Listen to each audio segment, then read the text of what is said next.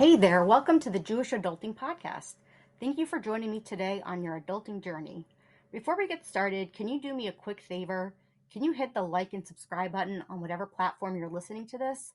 I promise it's not a lifetime commitment, but when you don't subscribe, it's kind of like coffee without caffeine. What are we even doing here? Or like latkes without applesauce? Are we even living our best life? When you subscribe, you not only give me warm, fuzzy feelings, but you're also helping me bring amazing guests who rely on subscriber counts to know whether joining me is a worthy endeavor. More subscribers mean more epic conversations for you. And hey, if you're feeling extra generous, you can also show your support by becoming a monthly supporter at buymeacoffee.com/Jewish Adulting. Whether it's $1, $5, $10, or even $20, every little bit helps make this podcast rolling. Of course, if you're sitting on a cool million or even looking to sponsor the show, reach out to me at jewishadulting@gmail.com. Also, I'm always looking out for engaging, thoughtful, passionate guests to join me. So if you want to nominate someone or want to come on the podcast yourself, reach out. Let's make a podcast shidduch. This is Rabbi Ben-Zion Schaefer of the Shmooze.com. Jewish adulting is about shining a light on parts of ourselves in order to do Avodas Hashem with all the tools and resources at our disposal. It is an honor and a privilege to have every day to further refine our character and grow closer to Hashem. Take advantage of these opportunities before it's too late. Hello, everybody. This is Chadva Rose, your host for the Jewish Adulting Podcast. I have with me Shira Hochheimer, who is an educator and a lecturer here in Baltimore. And she actually is also the author of the book Eishes Chayil, which is Ancient Wisdom for Women of Today. Now, I actually did not know that you wrote this book when I asked you to be on my podcast. But thank you so much for being here with me tonight. My pleasure. It's great to be here and great to have an opportunity to talk with you tonight. Wonderful. Actually, Shira and I, every time we get on the phone together, it's like a long conversation because we have so much to talk about.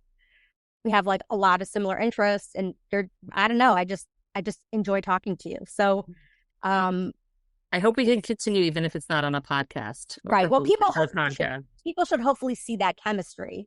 You know, yes. Like there are some people who you just enjoy talking to, and that can come across in a podcast. So, I think people will see that. But what was interesting was, we did talk about doing this a long time ago, as we were just talking about before podcast recording started. And I don't know why I tell my listeners like the process, like behind the scenes of what goes on for these podcasts, but I do. And, hopefully they listen and enjoy part of the process. But, if I came up with like one direction that I wanted the podcast to go in, and the more I thought about it, which this is like the hashgacha process of like having to wait more time, the more I thought about it, the more I started coming up with like more, I guess you could say, controversial questions that because I was just thinking more about the nature of where we were going to go. And when I brought it up to you, you were like, that's why I wrote the book. So we're going to get into it. But tell me a little bit about, what inspired you to write this book? Where were you in your life and what was going on to make you even write this book? So I was probably in my late 20s and I was moving from living in New York to moving to Rochester as the Rebbetzin of the shul there. And part of life in my late 20s, and I think that a lot of women at this time of life, there's sort of a time of trying to define ourselves and define where we are, where we've become adults, but I wanted to understand what was my role, how does the Torah fit into my life? And there was, at the time, it was after 9/11, there was a lot of feminism that was like bubbling up more in the frum community that maybe it was always there, but I was very conscious of it in my community and where I was teaching. There was a lot of just talk about feminism, and I found that it was degrading to classical Jewish women, classical Jewish roles.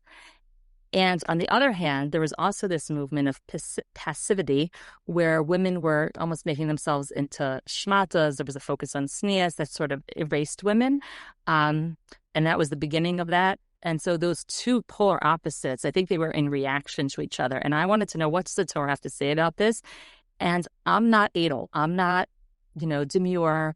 I'm a very proud person. I have a lot of opinions. And when I thought about my You? No. yeah, so, sorry. Yeah, I try to pretend to be very like, quiet and giving in all the time. But, you know, truth be told is that's not me. So, and when I thought about it and I thought about all my role models, none of them were passive and none of them were feminists. And I was like, okay, there's something wrong because when I look back over the generations, the women who I want to emulate were such strong women. And then now I'm like hearing all these conflicting messages about what the Torah wants. So I wanted to do the research on my own. So when I moved to Rochester, I first went to the YU library and I photocopied everything I could find on Eishes Chayil in their library. And I made a file. And then I brought it with me to Rochester. And on Saturday nights, my husband knew that he was doing Sunday morning duty. And I would just stay up really late preparing and thinking and writing. And the process took 13 years for me to really just like work through, the Eishes Chayil to come up with a definition of what did I want to become as a woman. And first, it took a few years first for the research part, and then I sent it to a publisher, and they said you need more stories. So I just like looked around the world and kept on like anytime somebody would say something to me, I'd be like, oh my gosh, that's a great story for my book. Can I use it? And so that's where, and that was a great part of the process. I had to apply all my research to actual life because I don't know all these Gedolim stories. I just know like where am I supposed to find stories? So I just looked in my immediate surroundings, and they just sort of bubbled up, and it became a really almost a journal working like an ability. It gave me the ability to work on myself through all the chapters. All the chapters really revolve around character traits. It's more of a Musser orientation. So it's character development. So I was able to work and look at my own life as I was working on this book. So that's how the book came to be. Well, that's how I feel about this podcast. So see how much we have in common. It's like it's really about character development, and I'm learning like so much, and things are coming up constantly, and I'm like, oh, let's talk about that. So I get that it's a labor of like, it's a journey that we're on to try to define where we are, what we want to be like when we grow up. And that's really cool of you. So when I think about you mentioned role models. Yeah. And when you thought about the women who you wanted to emulate, it like the definition didn't jive with this movement that you saw, feminism and empowerment and tznius and all that. Who are you talking about? Like who are the people that you looked at that you wanted to emulate that you feel didn't fit those definitions? So the first people who I looked at, and I read about this in the intro to my book, is just my grandmothers, who were like absolutely awesome.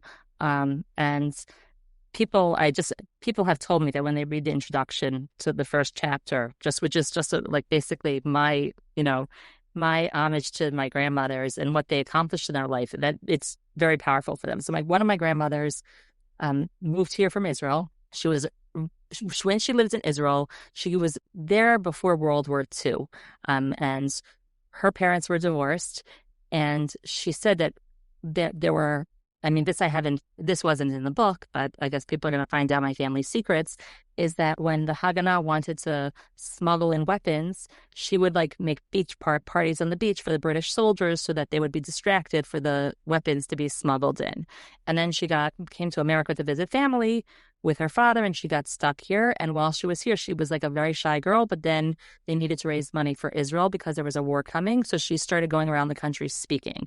And then when she needed to raise her family, she was a mother. And every time she was confronted by a challenge, she just did like awesome things. But when I met her, she was the most kind, patient, sweet lady. Like I just thought she planted flowers all day. I didn't realize that she had this whole other side to her.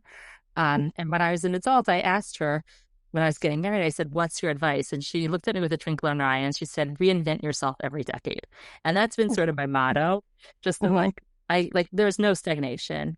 So she was one role model who I was just like, that's a Jewish woman. And she just combines the strength and also with a certain femininity, with kindness, with compassion, with giving. She was fantastic.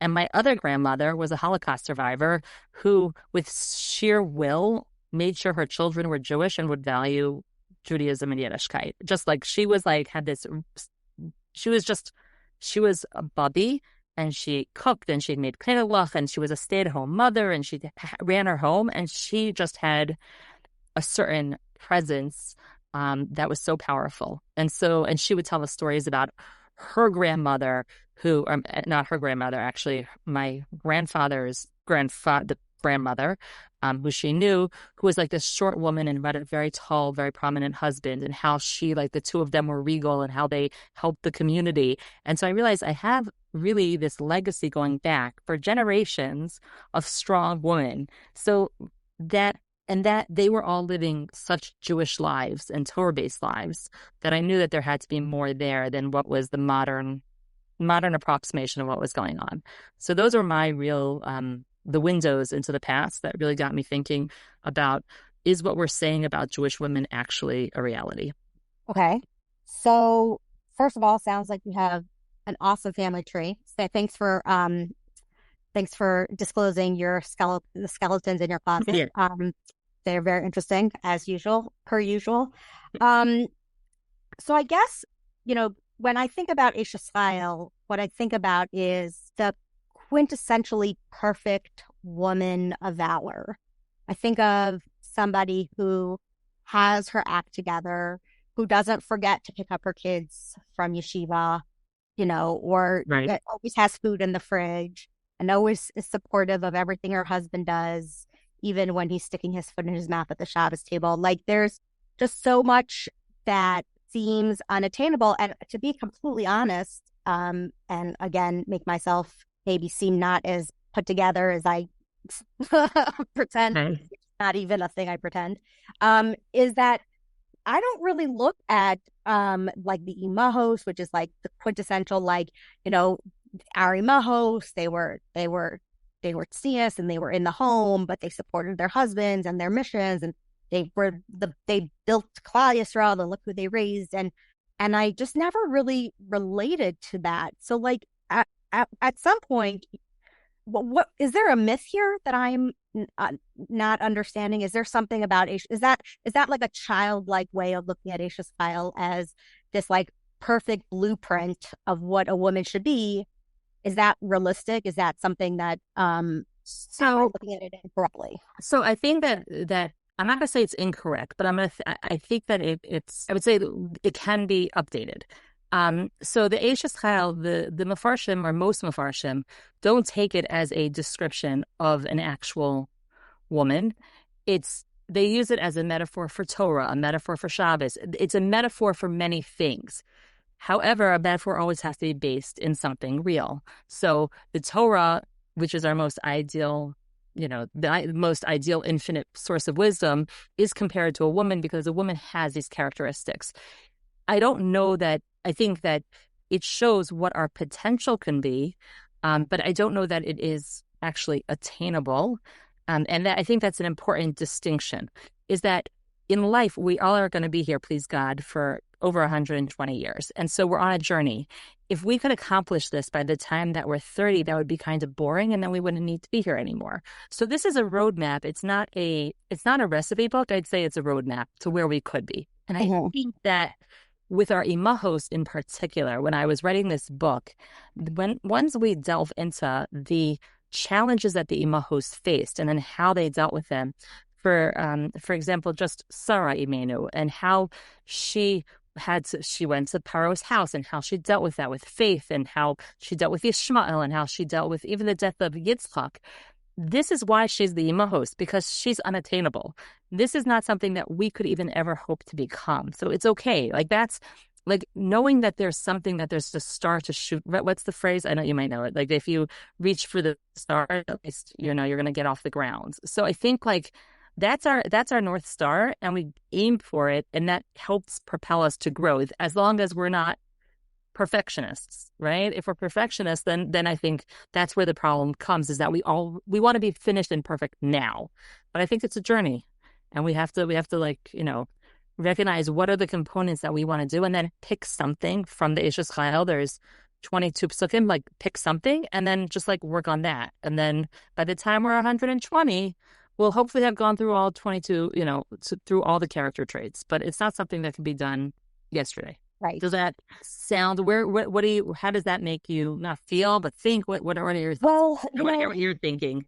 Yeah. So I actually did a podcast about perfectionism. Oh, really? Yeah.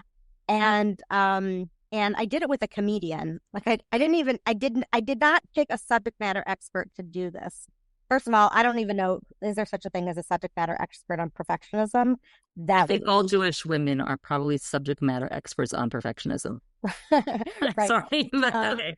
That's fine. But the idea was that or something that we came up with as we were talking and discussing it was that the Torah and also like Hashem Kaviyachal, like he made mistakes, quote unquote. Like he didn't really make mistakes because Hashem doesn't make mistakes, but there was the perception that he made mistake because we learned so many times in Tanakh about the mistakes that our avos made and our imahos and it's all because we're not perfect that we can even see that, oh, this is, like you said, like it's a work in progress and it's a process. You make a mistake, you get up, you keep going, you as long as you keep your eye on serving Hashem and connecting with other people and doing tikkun and all that stuff. So, that perfectionism is not something that is required in Judaism, even if it's required in other religions.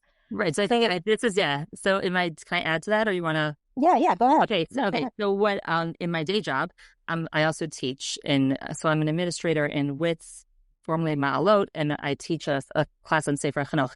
And that's actually what the Sefer Chinuch says on the first mitzvah, Peru or Vu, is that he makes sure to mention that Hashem created man and not malachim, because malachim are perfect, and we have an obligation to have children, even though Hashem knows that we're going to fail, and the children that we are creating are going to fail. He wants us to try, and this is like part of the formula. So knowing that's sort of, it's very empowering to know that that's all we're being asked to do. We have to try our hardest. We have to do tshuva when we mess up, but we're not expected to be perfect. The goal is to get to perfect. When we are perfect, we will be dead. And then that's the end of the story. So, when we fit. So you're basically saying it's Pasha Pshat, basically, that my kids are going to be in therapy because of me. 100%, not even. That's that's even like it says it in Sefer Chinuch, and so yes, I should not worry about it. Okay, all right, good. Yeah, totally. No. Your kids will be in therapy because of you, and that means you've done a good job. Okay, or maybe not. Okay, don't go that far. The right amount. Yeah.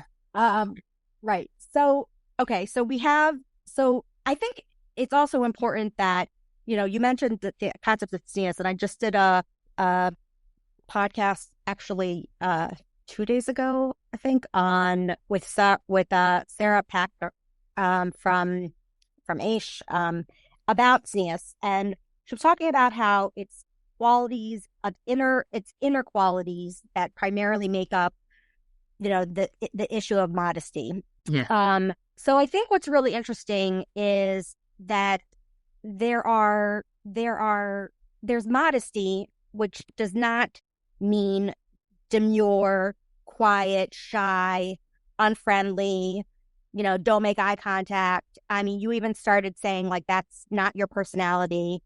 And why do you think that became like the definition of tznius? So I have no historical proof, but I think it's probably Christianity. I have not studied Christian philosophy, but I believe that there is I'd love if people, your listeners, write in and tell me right, wrong, and bring articles about this. But I think, hasn't there been a rise in like born again Christians, and that whole movement is really predicated on a model of women as the source of original sin, and so women need to be subservient to men. And so I think that that's not really a Jewish concept. We have that women need to make a tikkun for the chet of Chava, and that's why we light candles and we have challah and we have nita, but it's not this like, you are forever relegated to second class, and that there's a concept of never contradicting your spouse. We have to give honor and kavod, as the Rambam says. But I think, to me, that probably is the outside culture has influenced our conception. And also, when you have something going in one direction, we often see culturally opposite reaction. So feminism, in its promotion of the self, led to a negation of self. And I think that both of those are just so outside what it means to be married and a functional person as part of a family, that it's just it's not part of the Jewish way of thinking about people. So those would be my, right. But so let's actually, right. Okay. Well, accept or reject, take it or leave it.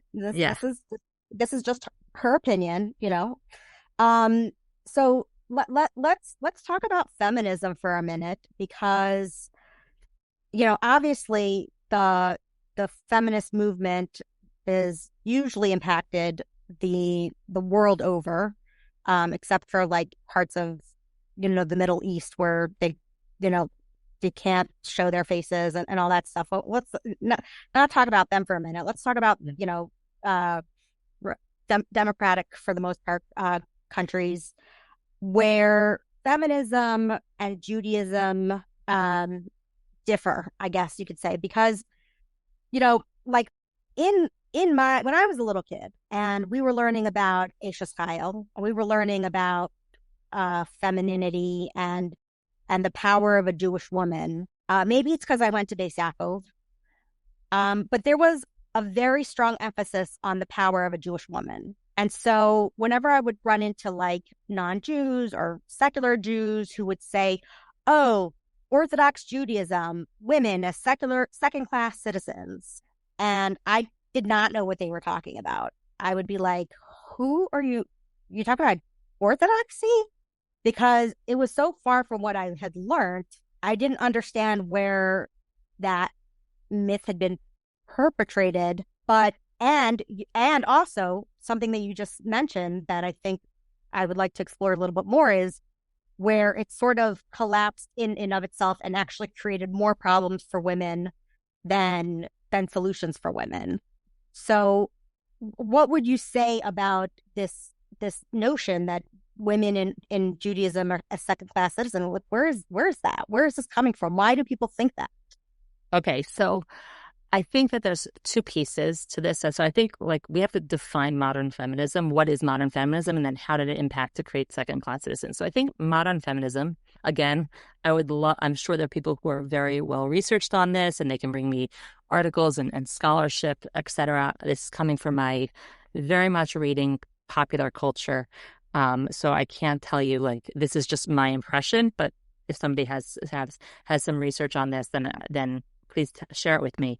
But the way I've observed modern feminism, or the way that I understand it, is that it's the power of the woman versus men. So it sort of takes a very individualistic approach to adults, that you exist as a person, and then there's a competition, and then there's a pie that needs to be divided up between people.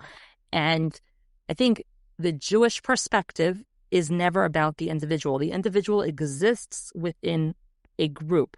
So a woman exists within her family, and it's not about what's best for me, it's what's best for me within the context of the family, and what's good for the family is also going to be good for me because the family will make sure that I'm taken care of and that I'm respected.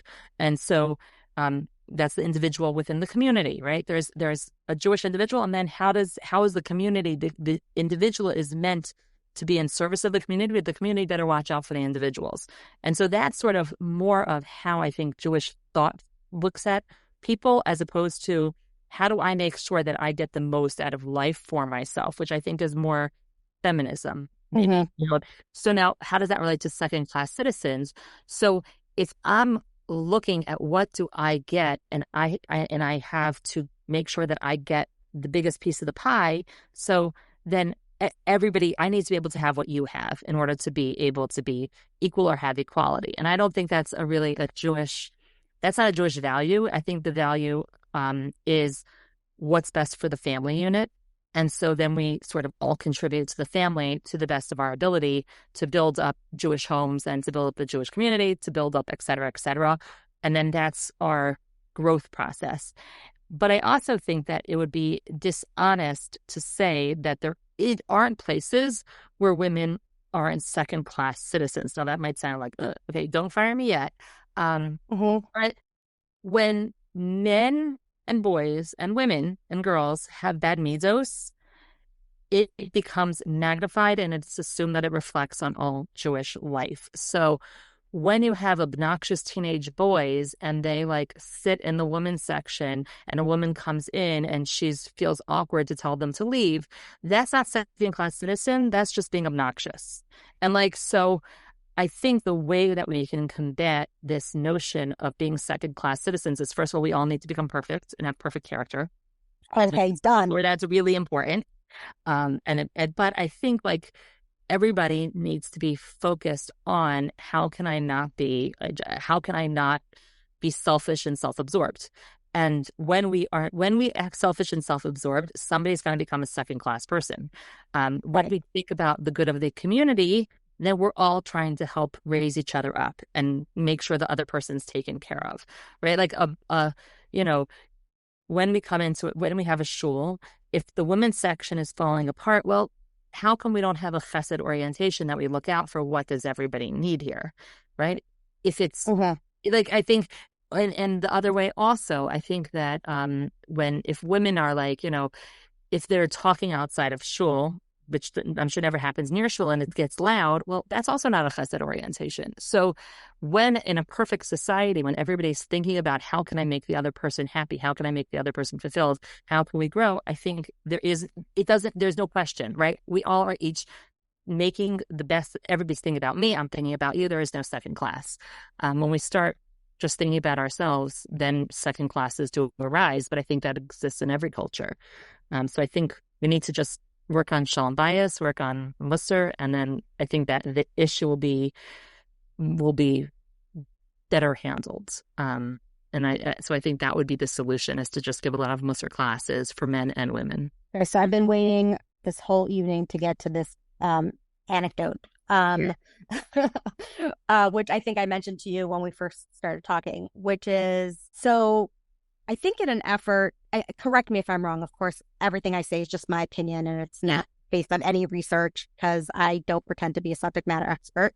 But we put that as like the header before this episode, and then we could just like take it out from whenever we're saying this, we could just be like, we're not subject matter. Right. We're just talking. We're just shooting the breeze, and we're and accept or reject, and just this is just us having a conversation. So basically what I think is interesting here is, first of all, we didn't really get into, you said that feminism sort of started, I guess the main flaw in the logic around feminism is once you start being so focused on getting your needs met and getting equal to everybody else and not being, and focusing on that, making sure that you're not being left out, you lose focus on the community. And then it seems like feminism has sort of backfired a little bit. And probably, I've heard conversations from like just secular talk show hosts talking about like how, people say, oh, they get less money in the workplace. And it's like, yeah, because they make choices that have to do with their families and whatever. And now women are expected to do work outside of the home and in the home and be a mother and a father and just everything to everybody. And, it's sort of like, it kind of like exploded on us really. Because now we're expected to do everything and the men still get away with less. But what I wanted to say was, I think that, the way that I grew up where like, we came out of Mitzrayim because of the righteous women and, they brought out the tambourines because they had emunah that Hashem was going to save them. And they sang Shira and, and Chana and Sarah. And like, we had we have like all these amazing stories about women and the impact that they had on their family, Rabbi Kiva, and I mean, on and on and on and on and on. And I think part of it was in response to the feminist movement to sort of hype up the girls, just to say like, you're like Karissa bias, like you're gonna like run the home. And then there became this, and really this is like a long-winded point I'm making here, but Yeah. you're going to support your husband in kollel, and you're gonna raise your children to be, to have Yirei Shamayim, and you're going to be everything to everybody because you're a powerful Jewish woman. And I think right there is like problem number one, is that expectation that the Jewish woman has to be everything to everyone all the time, set up in response to maybe the feminist movement and people sort of trying to combat the maybe negative stereotype that society sort of brought about for the Orthodox community. But further, I think it was interesting that, my daughter was in seminary last year, and they had like 1 week where like all they talked about was Eishes Chayil, Bas Yisrael, Sneas. Like it was, they were talking about how amazing the woman is and what her role is and is shaping, but Bnei Yisrael and Klal Yisrael, and we're the saviors, and we're this and we're that. And my daughter raised her hand, and like in all, like, I want to say Rose forthrightness, said, we've been learning our whole lives how amazing Jewish women are. Women are amazing, this, that. But can you tell me, like, why men are, like, why I should marry a guy? Like, why are they, Yeah. what role do they have? What do they have going for them? It was almost like this reverse, I don't want to say discrimination, but where people seem to have forgotten that there's men and there's women, and they each play their role in the interest of trying to like hype up the women in the community to take on the role of everything to everyone that has, I don't think, served the Jewish woman very well. Right. I think that's really, I think it's a point that I think needs to be said more, and I don't know that people are aware of it. It's almost like the part of the Rambam, right, and the classic way that was that women respected their husbands a lot, right? They looked to them for advice and guidance, and just the husband was the king of the home. And and when I even say that, I'm sure everybody's like, there are people who are going to bristle. And even when I was just reading about this in a book from Rebbe Yeti Neustadt, and she was saying how women, it's really unpopular nowadays to have that level of just respect for a spouse, and Yes. how detrimental that is to a household and to the creation of a home. Is you need to respect and value your partner, and that is just as, otherwise it's hard to have a partnership with somebody who you're taking care of like a child.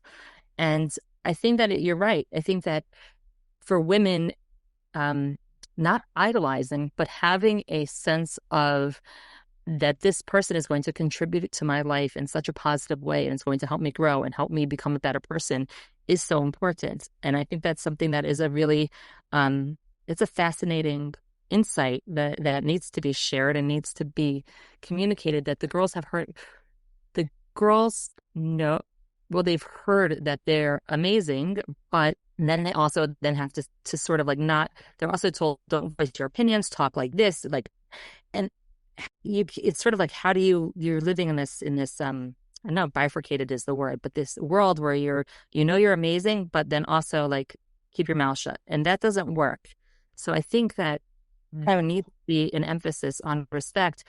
And I think that going back to the feminisms piece is that men's spaces are important. Giving men places where they can shine is important. And I have 4 boys before I have my daughter. And so for me, like hearing, oh, women, I was like, okay, but what about my boys? And I'm very grateful that in our shul, there's a lot of programming for the teenage boys where they can go Friday night to hang out. when, I don't know, my daughter, when she becomes a teenager, I'm hoping, maybe what I have to make sure that her needs are met. But it's really healthy that they have a place where they can be proud of themselves and accomplished and feel like they're doing something productive and they can grow and they're responsible. And I think that that's something that we don't value enough, is how much we're building our boys into men. And it's a great part of our society. I don't think we give it enough credit. We say, oh, they're learning yeshiva, they're not doing anything. It's hard being a yeshiva bachar, and it's hard Yes. going to minyan. And I think we need to create that respect of what they're doing, because the girls come back from seminary and they're like, oh, I'm so great, I'm so holy, I'm so perfect, but they're not held. They don't have all. They might have responsibilities in one area, but to respect what the other person is doing and what it requires of the person to live with those responsibilities, I think is an important value, and that would just create more wholesome, stronger homes where there can be communication and respect and value. And I think that's something that, as I said, you should. Okay. I'm glad you're sharing it here, but I hope you share it elsewhere. Also, Yeah. Right. Yes. I also, I guess I want to sort of make one more point about that, Yeah. before like we sort of move on, which is that I don't want to like go specifically into schools or anything, but I remember a time where the girls' school, and maybe people are going to hate me for saying this, but I'm going to say it anyway. The girls' education is oftentimes superior. The secular education is oftentimes superior to the boys. The science, math, like in the schools that I've sent my boys to, because we send them to, you could say, quote unquote, more yeshiva schools, and the education for the girls is significantly more rounded and advanced than the boys are, because the boys are, it's just not of value to educate them. And then how do the boys feel when their sisters are better writers than them, or taking like electives and learning skills and doing all these things that they're not doing? And how is that supposed to make them build their self-esteem, and how's that supposed to build functioning members of society? Because yes, learning is wonderful, and I have my sons are in yeshiva, and I have a fourth year base medrash boy, and so I obviously it's an important value, and I'm not saying that they shouldn't be learning, but if you're going to make the education system so unequal for the boys, even though we're talking about Eishes Chayil right now, right. This is a little bit of a soapbox, but it does speak to my daughter's point, which is like you're going to need to build up all parts of the community, not just the feminine, not just the females, who are the mothers, who are obviously very important to the community, but the fathers, that without fathers, look at communities that don't have fathers, that are not respected.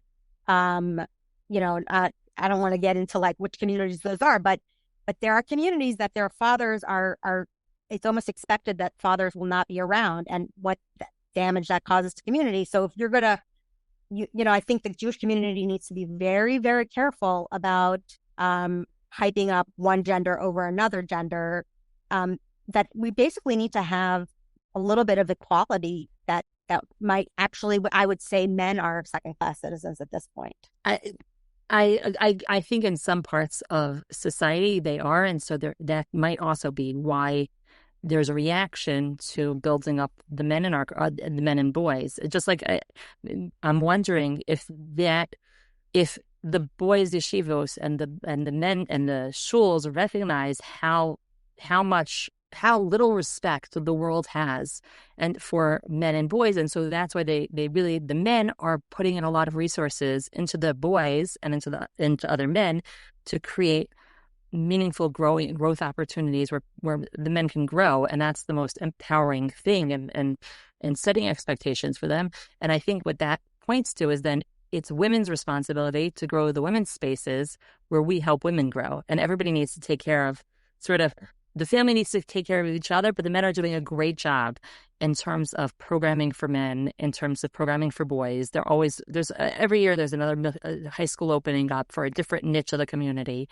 And I think maybe the women right? We need to take ownership. In the old days, the women, I mean, maybe the issue is that we're working, and women always worked also. That, I think that's part of when you ask what changed. I think the 1950s myth of the stay-at-home mom and the advent of the Industrial Revolution, where women used to have basically be managers of their homes and were working all day. They had cottage industries, and then now all of a sudden they had free time. So that also shifted. And so that's why we have this concept of a stay-at-home mother. There was no such thing, because what does it mean to be a stay-at-home mother when you have to wash your clothes out by the river, and you have to when you're doing all the labor, where you're managing a household of servants, there is no such, that's work. So, Right. we just have to realize the conception of work changed. But okay, I'm losing my train of thought. But women, like when back in the day, my husband was a rabbi in Rochester, New York, and he was cleaning out his office. And from the 1970s, he found the minutes of the sisterhood. And what they did and how much money they raised and what they built up was remarkable. These were really intelligent. I think this also led me to like writing the book and recognizing, just being around women from that generation, how much they contributed to the community, how much money they raised, how many look at Hadassah. I mean, these are all, just Hadassah. There are all these, the JNF, all the things that were built in the community were built by women who, they weren't working, they were investing, they weren't going out to, they had coffee and teas and et cetera, but they were doing something purposeful with their lives. So I think women need to build, if we see a problem that we feel needs to be addressed, then we need to take care of our girls and our women and do something. We can't wait for Mhm. we can't we it's not like, oh, please come save me. It's like, you're a Jewish woman. Save yourself. Do something if you really Right. feel there's a need. And I Right. think Which that's can be something. taught in which is something that we've been taught. So there's basically these social expectations, there's personal expectations and reality, and we've been talking a little bit about the inequality in the community, and then how feminism has affected us um until now. But why do you think Eishes Chayil is difficult to relate to? Is that because of this perfectionism? I think so. I think because we are looking for the person who embodies everything, and they're not going to exist. When I shared all these wonderful stories of my grandmothers, I didn't share all their their warts, because everybody is imperfect. So we're looking for perfection. And also, I think, when we talk about Musar, I think women have a different way of learning than men. And I'm, again, this is something that the way I think about it. But um, so if you read Musar Svarim from men, and we started learning them as women started learning more Musar Svarim that are now, Mesilas Yesharim and Shari Tshuva. It's like there's a lot of like, you are evil, do Tshuva now, or else you will face like the most terrible punishment, right? That's basically a very classic Jewish Musar. I think men, by and large, that's what they need to hear. Like when I was teaching boys and girls, and I would say to the boys, "Oh, please be quiet," they would be like, "Ha!" I would say, "You be, like you're losing your recess, and you better be quiet now," and like talk in really strict voices and stand up tall, like at the like a bear, like like, and then they'd be like, "Oh, okay, yeah, I'll be quiet," and that was the end. But if I would like say to a girl, "Honey, can you please be quiet?" Thinking, you're talking, like there's a sensitivity when you like deliver. And I'm sure you find this with your kids too. Like to your sons, you need to say things straight in one way, and to your daughters, you need to say it like a little bit differently. And so Mm-hmm. for Musar, I think on our education system, we've like sort of imported male Musar into female spaces. And so we're telling the girls, you need to be better. And so there's like this lack of self-esteem, lack of peace, lack of contentment. And then when we read Eishes Chayil, it's like, oh my gosh, you're just telling me to change and be better and everything. So and that's not necessarily what's going on. So the Eishes Chayil, if you actually learn it, it's written very positively. And we just have to like sort of like, you can do this, you can get there, and not be and not read it with envisioning a stick, but envisioning like, okay, this is something you can do. Like, I believe in you. So our voice in our head when we're reading it might be critical, and we have to like just dial it differently. Right. Does that sound Right. like what you were asking? Yeah. So I think, I mean, this is obviously, I mean, we're covering a lot in a short period of time. Yes. And your book obviously covers a lot more than this. And so I'm just going to encourage everybody again, if you want to hear more specifics about the Eishes Chayil specifically and the different stories, which, well, we're going to talk about, but to read the book. But, I think in the book you mention that, there's everyday battles that we face, and that possibly that a lot of our spiritual and growth can come through overcoming these victories. Can you speak more to like what you mean by that, like these everyday victories and dealing with that resilience and whatnot? Yeah, sure. So, something I noticed when I was so basically the Eishes Chayil is every pasuk describes a different character trait or something she's doing in her life. It's a different either role in life or how she's relating to other people. And the Medrash takes each pasuk and it doesn't look at it as a character trait. It says this woman represents this character trait, which was very inspiring to me.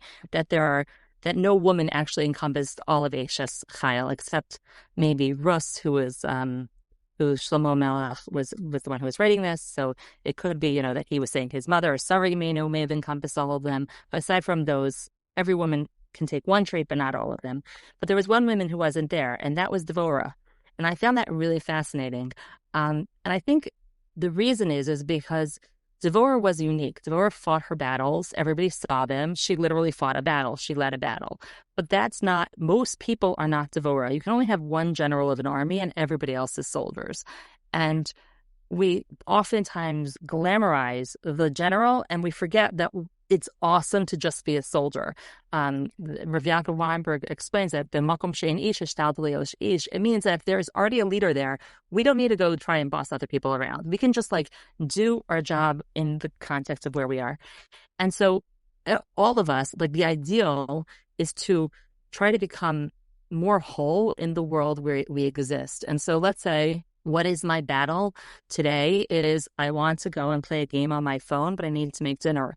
And so I have self-control. That's a battle. And I've just accomplished making a decision, when my mom she was put it a number of years ago on Rosh Hashanah, Erev Rosh Hashanah, she needed to go to the hospital. And my husband said to me, he's like, your brothers, they can't really go.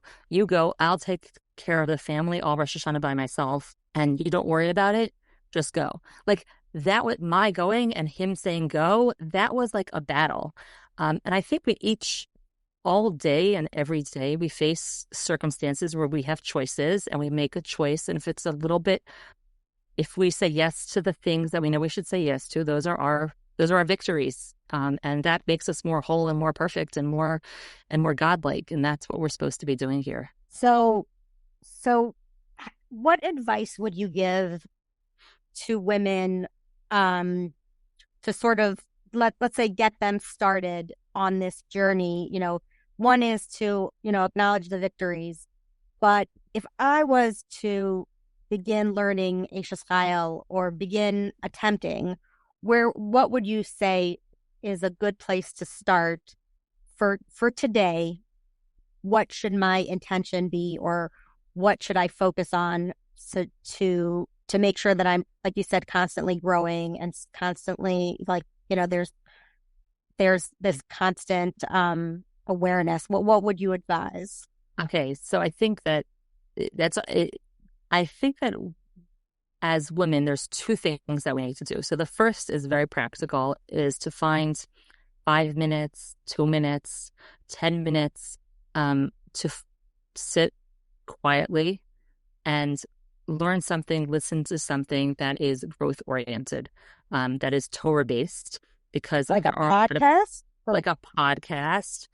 or read a book on Eishes Chayil, for example, that has very nice snippets that you can then read a question and reflect on how's it going? Where do I want to improve?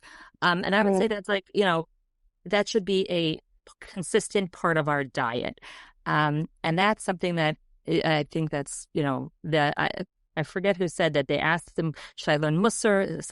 Somebody in yeshiva said, should I learn Musar? I only have a limited time. Should I learn Musar or should I learn Torah? And the response was, you should learn Musar because then you'll realize you have more time for learning Torah. So I think learning something that's self-growth oriented in some capacity on a regular basis for men and women, and that teaches us Jewish values, which is Torah, is really important. And we can't just go on autopilot.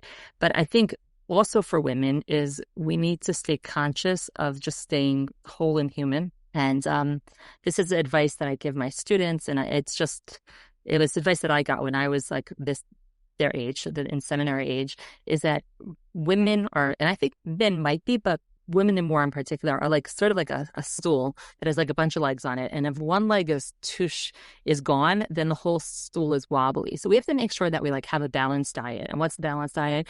We have to have prayer in there. We have to have learning Torah. We have to have social life, exercise, intellectual fulfillment, taking family connections. So we sort of have to like look at our life and make sure that we're not cutting out any important pieces of the pie, that we're neglecting who we are as people, because when we do that, everything else like just falls apart. So both of those things, one is like the very religious and the other like learn, and the other is just like stay human and connected to eating well, sleeping, hanging out with friends. All those things help us like just have the capacity to grow.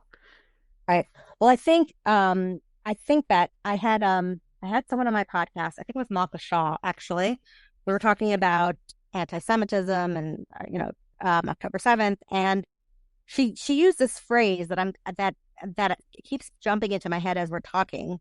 I said something to her like, why is there so much anti-Semitism, or like what's going on with 10/7, or I don't remember exactly what my question was, but she mentioned this idea of like macro gaslighting, where as a society, there is a massive amount of gaslighting going on in the media, specifically relating to anti-Semitism. But I think that there's also this macro gaslighting in secular society about the role of women and feminism as an answer to a problem, and the focus on equality in all aspects of life as the answer to all the problems.